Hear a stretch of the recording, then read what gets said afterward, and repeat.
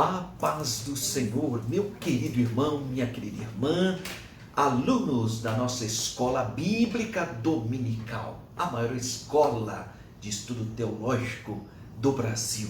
É a nossa abençoada escola bíblica dominical. Lição de número 8. O que nós vamos estudar na lição de número 8? O avivamento espiritual no mundo. 19 de fevereiro de 2023, texto áudio, profeta Ezequiel. Que bom, nós acabamos o último trimestre de 2022, outubro, novembro e dezembro, estudando o livro do profeta Ezequiel, comentário do pastor Ezequiel Soares. Foi uma bênção. E o nosso texto áudio está em Ezequiel, capítulo 47, versículo 5, que diz: e mediu mais 1000, e era um ribeiro, que eu não podia atravessar, porque as águas eram profundas, águas que se deviam passar a nado, ribeiro pelo qual não se podia passar. E a nossa verdade prática declara: somente por intermédio do movimento do Espírito Santo o mundo pode experimentar o verdadeiro avivamento espiritual. A leitura bíblica em classe está no livro do profeta Ezequiel, capítulo 37, versículos 7 a 10, e depois no capítulo 47, versículos 1 a 5 e versículo de número 9. Graças a Deus. Muito bem, vamos então fazer a nossa reflexão, que toda lição a gente faz uma reflexão sobre o nosso texto áudio. É uma análise rápida, é uma reflexão rápida do texto áudio. O contexto do nosso texto áudio é o profeta Ezequiel, capítulo 47, o versículo de número 5. Mas o contexto do nosso texto áudio está em todo o capítulo 47. Dos versículos 1 a 12. Os 12 primeiros versículos, ali está então o nosso contexto. É quando o profeta Ezequiel profetiza sobre a torrente de águas purificadoras. O que nós percebemos? Que um ser celestial, ele tendo na mão um cordel de medir, conforme o versículo 3 do capítulo 47 do profeta Ezequiel, então, ele fez o profeta Ezequiel passar pelas águas. Então, conforme ele ia caminhando o rio abaixo, ele ia medindo a nossa Almeida Revista Corrigida, que é a versão oficial da Assembleia de Deus, né? Ele fala sobre 1000 côvados, que equivale a 500 metros. E ele diz que então foi medindo, ele fala assim, mediu 500 metros, né, e me fez passar pela água, que me dava pelos tornozelos. Isso está escrito no versículo 3, parte B. No versículo 4, 500 metros elas já estão nos lombos. 500 metros essas águas já haviam se tornado um ribeiro, e o profeta agora tinha que nadar, que é o nosso textuário, versículo 5. E ele atravessou o ribeiro nadando, mas depois o ser celestial levou o profeta de volta para a margem do ribeiro. Isso está no versículo 6 do capítulo 47 do profeta Ezequiel. Bem, mas qual o propósito disso? Era necessário que o profeta Ezequiel visse a extensão e a profundidade daquele ribeiro, para reconhecer a fonte de todos os milagres, ou de todos esses milagres, que eles provêm de Deus, como um filete de águas, e se torna um grande ribeiro capaz de fertilizar a terra ressequida, a terra seca, localizada em uma região extremamente estéril e árida. Essa experiência da imersão do profeta Ezequiel nas águas Claro que tem implicações teológicas, porque isso é uma metáfora. Isso aqui é uma analogia. Então, essas são considerações teológicas profundas. Se você ler o Evangelho de João, você vai encontrar o capítulo 7, versículos 37 e 39, dizendo que o Espírito Santo o símbolo dele é a água, né? Então, ao longo dos séculos, os cristãos de todos os ramos do cristianismo, isso que é interessante, olha, cristãos de todos os ramos do cristianismo reconhecem a estreita ligação teológica das águas, lá do profeta Ezequiel, capítulo 47, com a pessoa do Espírito Santo, e inclusive faz essa ligação entre Ezequiel 47, 1 a 12, com o Evangelho de João, capítulo 7, versículos 37 a 39. Ao longo, então, dos séculos, há essa interpretação teológica. Outra coisa muito importante, na primeira carta ou epístola do apóstolo João, a primeira, o capítulo 5 e versículo de número 6, diz assim: este é aquele que veio por água e sangue, isto é, Jesus Cristo, não só por água, mas por água e por sangue. E o Espírito é o que testifica, porque o Espírito é a verdade. De novo, utilizando a água como um símbolo do poder purificador e regenerador que o Espírito Santo faz. Em nenhum livro do Antigo Testamento revela a identidade, os atributos e as obras do Espírito Santo como o livro do profeta Ezequiel. Isso está bem ilustrado na visão do profeta Ezequiel, inundando nas águas sanadoras que brotam do templo de Deus. Você pode ver isso no capítulo 47, entre os versículos 3 a 5. 5 é o nosso textual.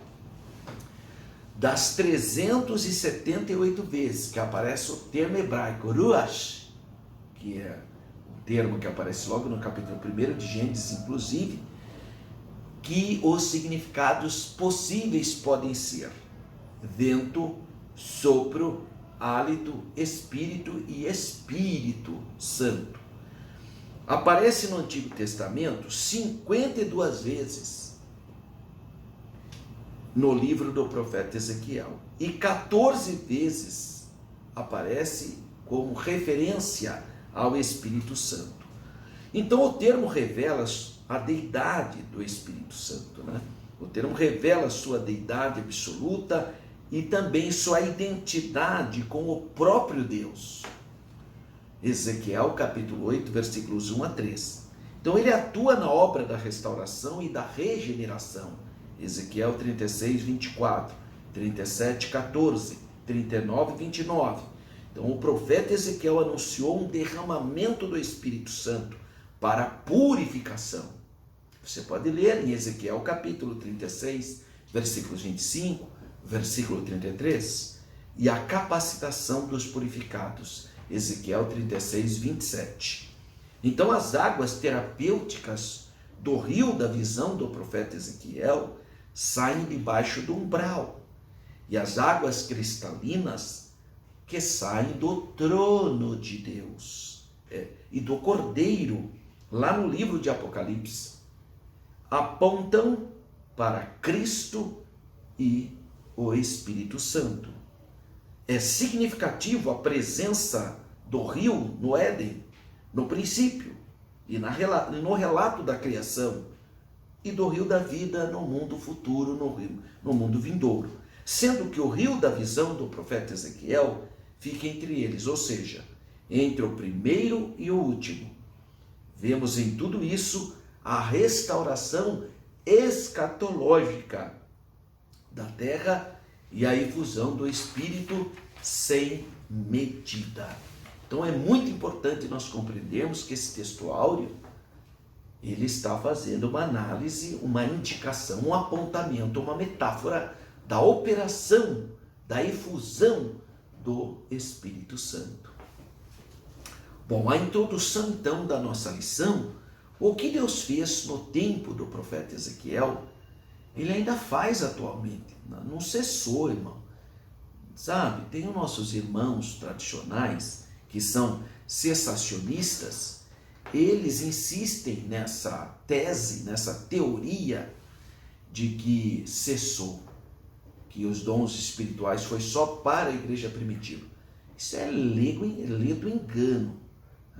Eu, sinceramente, se você pegar uma pessoa e dar para ela a Bíblia sem interferência e interpretação religiosa de nada, dá para ele Atos capítulo 2 e para ele ler o resto, a Epístola de Coríntios, aos Coríntios, se você não falar nada, deixar ele interpretar por si só, ele será pentecostal. Eu não tenho a menor dúvida. Ele não será cessacionista, porque não dá. Não dá. Então, em outras palavras, se você pegar a Bíblia e ler só a Bíblia, vai ser pentecostal. Não tem jeito de ser outra coisa, porque não dá para limitar a atuação do Espírito Santo apenas num período histórico. Isso não é crível, não é possível e não é hermeneuticamente correto, porque a Bíblia interpreta a própria Bíblia. É a regrinha de ouro da hermenêutica. Então, os avivamentos que ocorreram na história da igreja cristã, em várias partes do mundo, não só naquele período.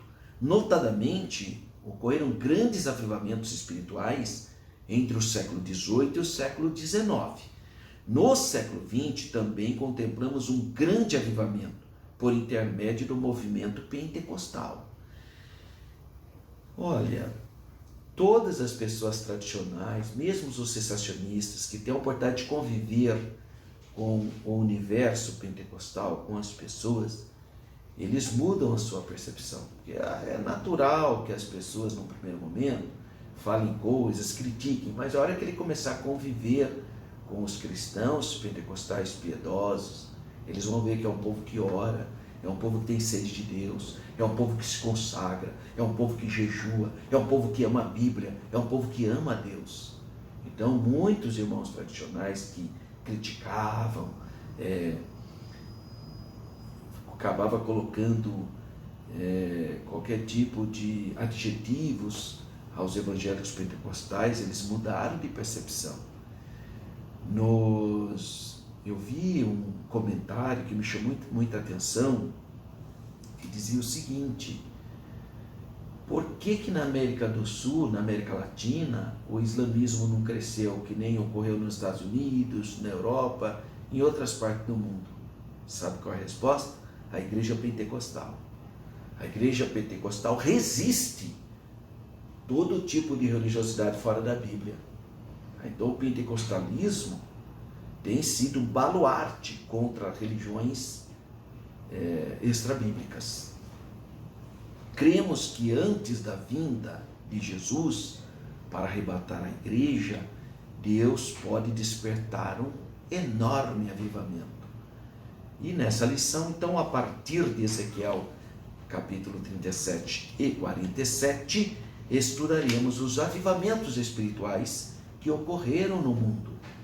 Então, o primeiro tópico da nossa lição, o avivamento no tempo do profeta Ezequiel. 1.1, calamidade e restauração de Israel. Vamos ver o contexto histórico.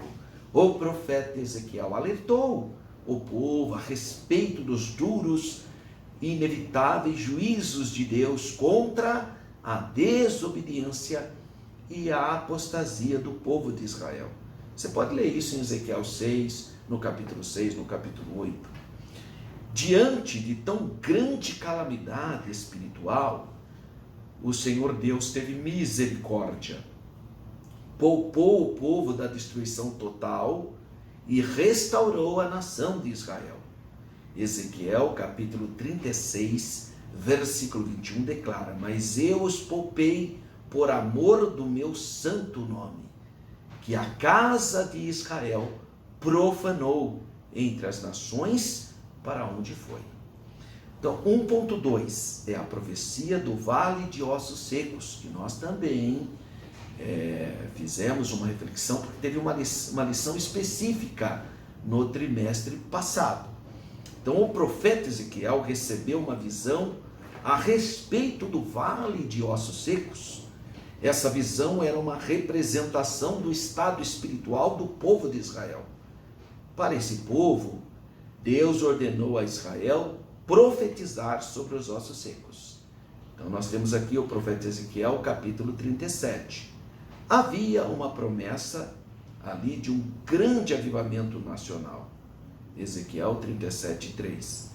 Depois de profetizar, Ezequiel contemplou um grande milagre em visão. Ezequiel, capítulo 37, versículo 10. E profetizei como ele me deu ordem.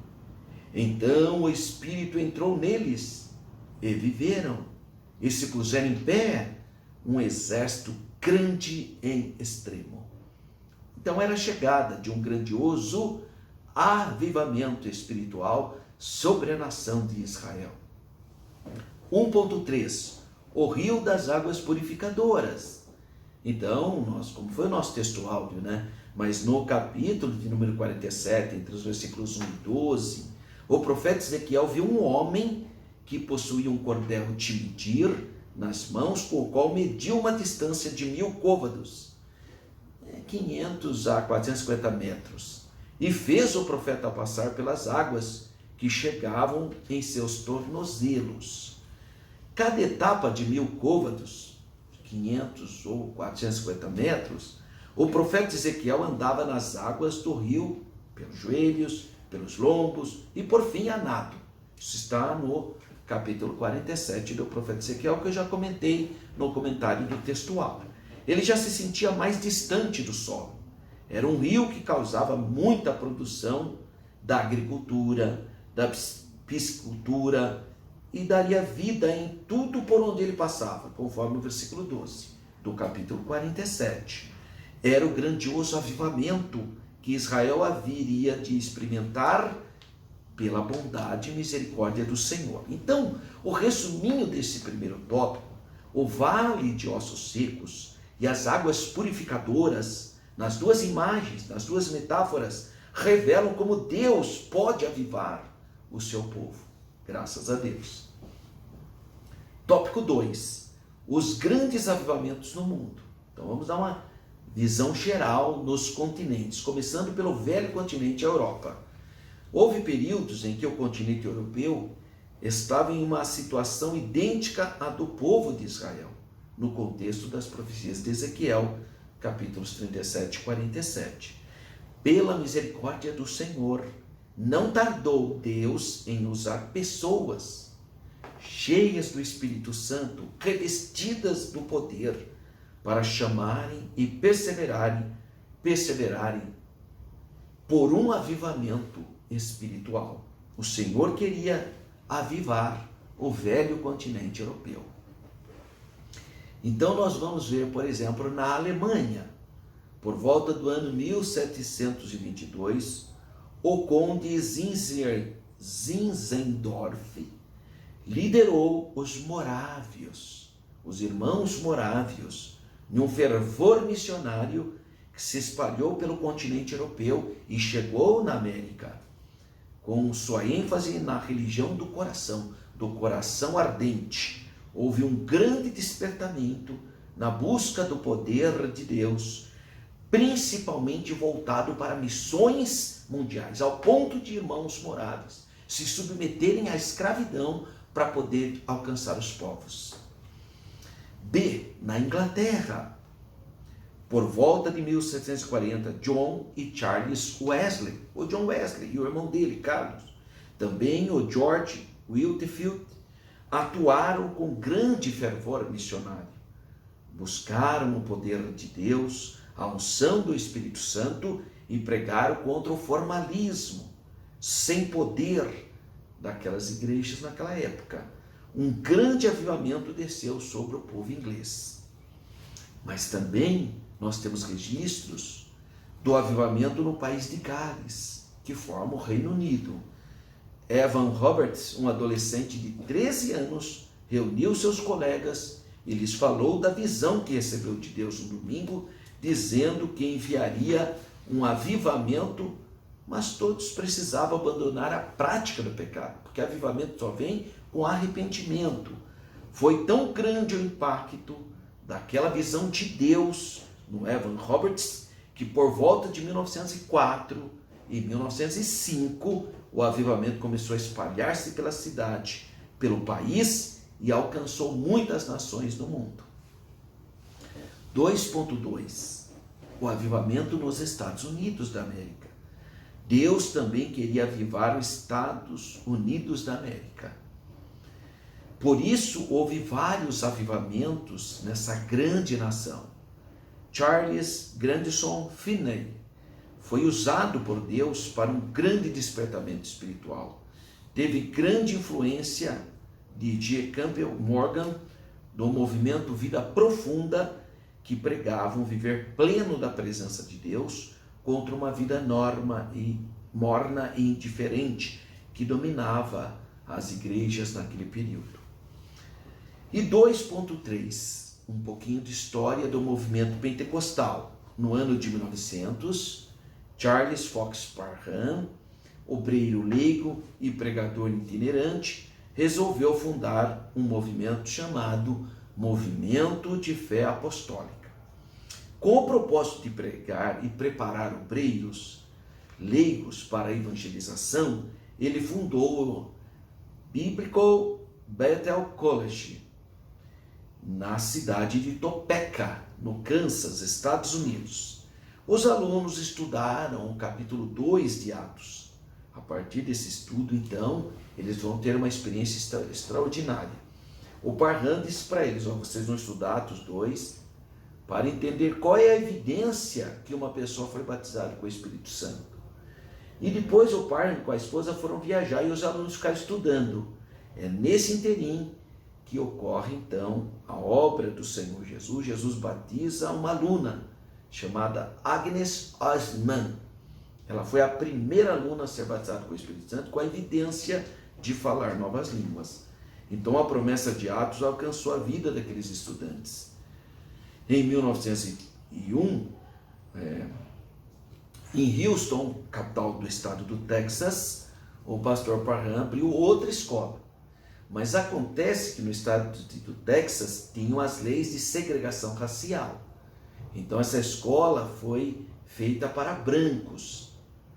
E havia um pastor negro do movimento da santidade, chamado Joseph William Seymour, que tinha um desejo enorme de aprender sobre Atos 2, o batismo no Espírito Santo, mas ele foi impedido por causa das leis de segregação racial. A ideologia da segregação racial foi o primeiro embate entre o início do pentecostalismo com a política, A política perversa dos homens. E, infelizmente, o pastor Joseph Seymour não pôde participar do grupo de estudo. Ele ficava para fora, Talvez esse seja um motivo porque o Charles Fox Parham não seja tão assim reverenciado, porque ele podia ter enfrentado esse meio hostil que era a política de segregação racial do sul dos Estados Unidos.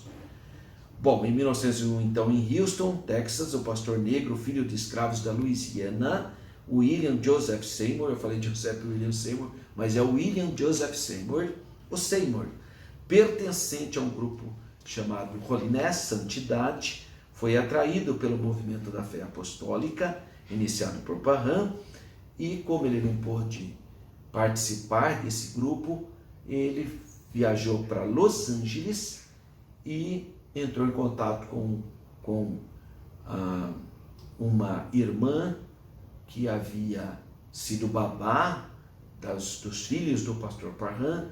Essa irmã, chamada Lucy Ferro, ela era batizada no Espírito Santo. Ela começou um trabalho de oração para negros e para brancos também. E nesse movimento de oração, numa rua em Los Angeles, eles receberam a promessa, o batismo no Espírito Santo. Então, o pastor negro, William Joseph Seymour, foi batizado no Espírito Santo com a evidência de falar outras línguas. E em 1901 é considerado o início do movimento pentecostal moderno. O pastor Seymour alugou, né, um templo, um antigo templo da igreja metodista que tinha sido transformado em estábulo na Rua Azusa. Aí vem então a história da Rua Azusa. Em 1906, então, a rua chamada, a primeira rua onde ele recebeu o batismo com o Espírito Santo, era a Rua Bonnie Brown Street, número 216. E aí, depois que ele recebeu o batismo com o Espírito Santo, então ele alugou esse salão abandonado na Rua Azusa 302, em Los Angeles, onde ele fundou a Missão Evangélica de Fé Apostólica. Ali começou então o grande mover do Espírito Santo, o movimento, o avivamento pentecostal do século XX, que impactou todo o mundo, né? Então, resuminho do tópico 2, grandes avivamentos marcaram a Europa, impactaram os Estados Unidos e formaram as raízes para o avivamento pentecostal. E o terceiro tópico, os avivamentos que mudam a história. 3.1, impactos no mundo. É consenso entre os estudiosos da religião, sociólogos da religião, a informação de que os maiores avivamentos do mundo trouxeram impactos profundos na política, na economia e na cultura. Poderemos citar aqui inúmeros exemplos, mas vamos ficar com o que ocorreu entre os pentecostais nos Estados Unidos. No contexto da tragédia do racismo naquela nação, mesmo entre as igrejas históricas, foi possível contemplar vítimas de séculos de conflitos raciais, cultuando ao Senhor, falando em novas línguas e alegrando no Espírito. O Lewis, que foi um historiador evangelista que se converteu ao pentecostalismo, ele escreveu uma obra e ele fala que quando ele viu brancos e negros e hispânicos adorando a Deus numa igreja pentecostal, ele fala que o sangue de Jesus lavou as linhas demarcatórias do racismo no sul dos Estados Unidos. No entanto, o mundo, como o jornal de Los Angeles Times, ridicularizava o movimento. Para eles era um absurdo brancos e negros estarem orando juntos, porque eles eram racistas. Então veja a força do movimento pentecostal. O movimento pentecostal nasceu num ambiente multiétnico e que foi essencial para o combate do racismo.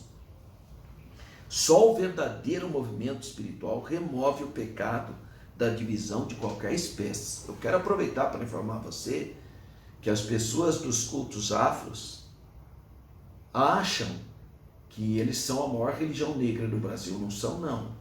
A maior religião negra do Brasil é o movimento pentecostal. Tá? Isso é importante você saber. Isso tem tese de doutorado. Tem um livro que chama A Religião Mais Negra do Brasil, o movimento pentecostal. E é interessante isso, porque o fundador, o pastor líder do movimento pentecostal foi o William Joseph Seymour, que era um negro, caolho inclusive, né, vesgo, ao ponto do jornal ridicularizar ele.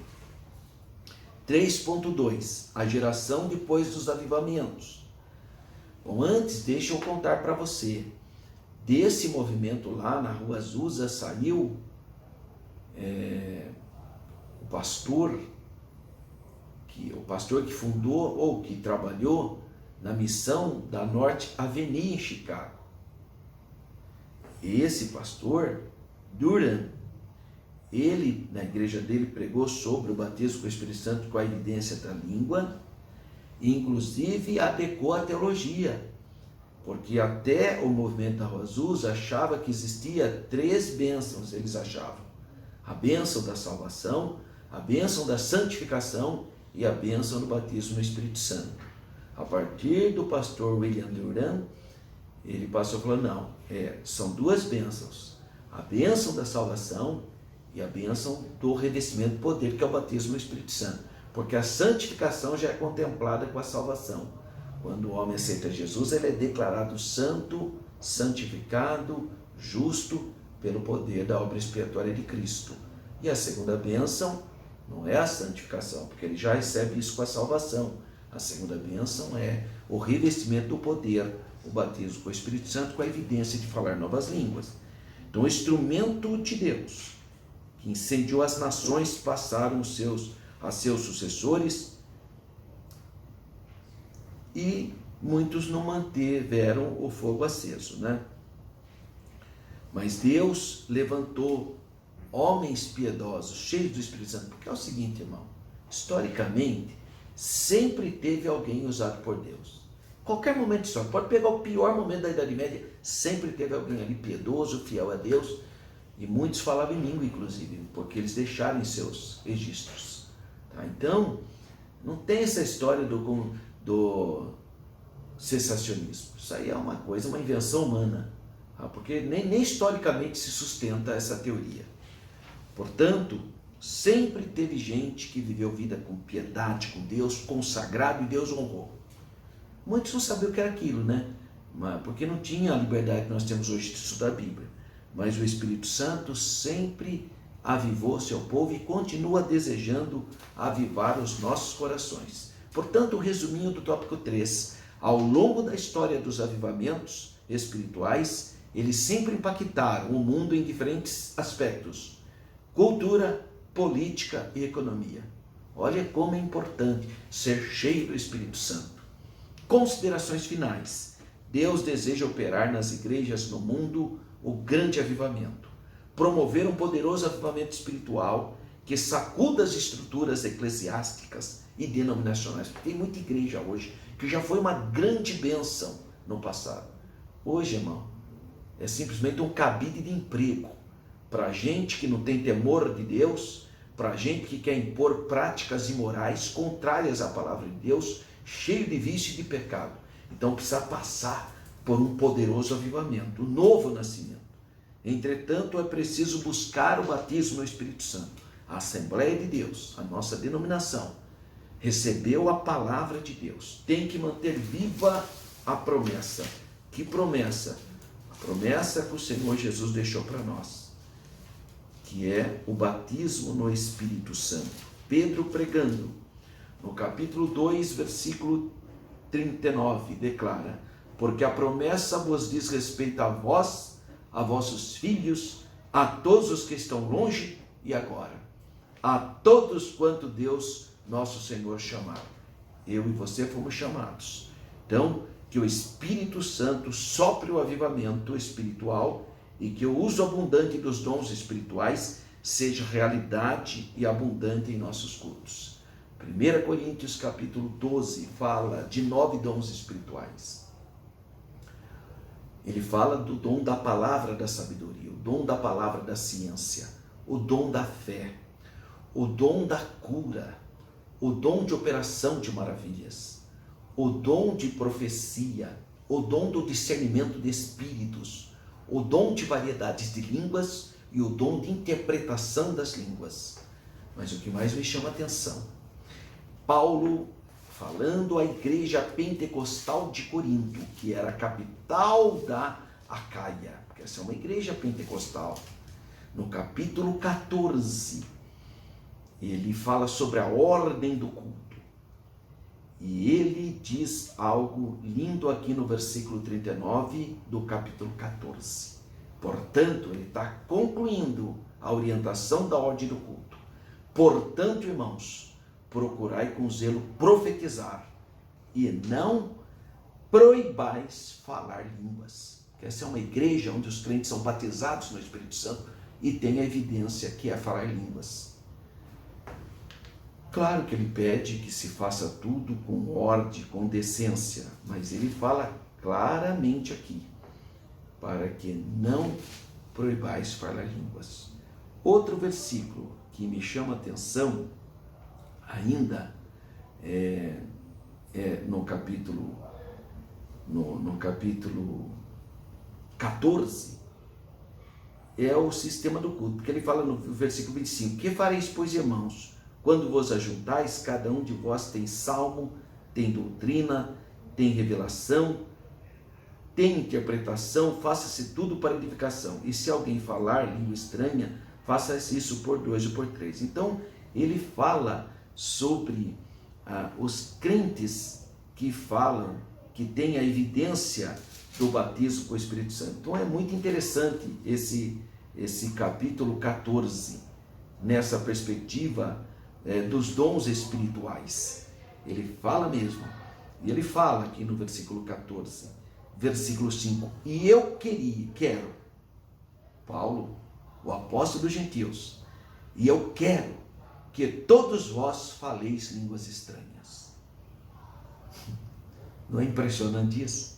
Ao desejo do pastor Paulo, eu quero que todos vós, porque quem fala língua estranha, ele sabe que essa evidência é de quem está cheio do Espírito Santo, que foi batizado no Espírito Santo. Só que ele fala aqui também, que seria mais o que profetiza, edifica a própria igreja. Então ele vai falar aqui, mas muito mais que profetizeis. Porque a pessoa que profetiza é maior do que o que fala línguas estranhas. Mas ele fala no versículo 5, e eu quero que todos vós faleis línguas estranhas. É uma igreja pentecostal, irmão, não tem como aplicar isso em outro contexto. Portanto, que o Espírito Santo continue operando em nossos cultos. Se você não é batizado com o Espírito Santo, meu querido irmão, minha querida irmã, busca o mais lindo dessa doutrina pentecostal, porque não é o homem que te batiza. O homem que batiza na água. Batizar na água é o homem mesmo. Mas batismo com o Espírito Santo é o Senhor Jesus. Jesus é o batizador com o Espírito Santo. Então peça para o Senhor Jesus, porque Ele te batiza. Uma vez mais eu quero te convidar. Se você ainda não teve oportunidade, se você tem recursos financeiros, se você tem recursos econômicos, venha fazer parte do meu grupo. A nossa viagem para Israel vai acontecer agora em novembro, 16 a 24 de novembro de 2023.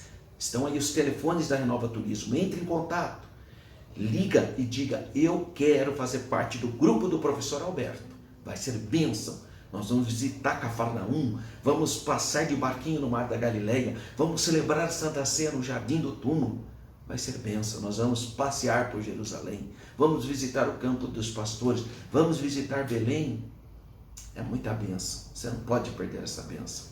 Então venha comigo visitar Israel, são 9 dias, $3.390, ainda dá para você dividir em 10 vezes.